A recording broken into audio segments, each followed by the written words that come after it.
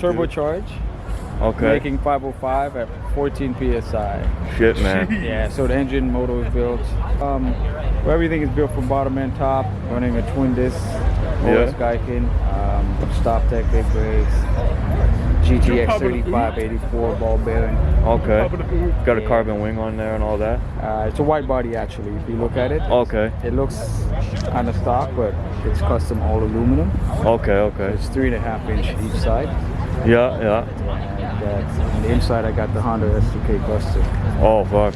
Yeah, so that's done up, done up. It's been in the making for 10 years. I've had the car, and since then, it's a day-to-day thing, you know. You just bring it out in the summer, you do what you got to do. Just enjoy it, man. Just enjoy it. Check out the back, and I got the custom diffuser. The turbo is right underneath there. Okay, let me get running on this. Yes, sir. Appreciate Thanks, it, man. Thanks.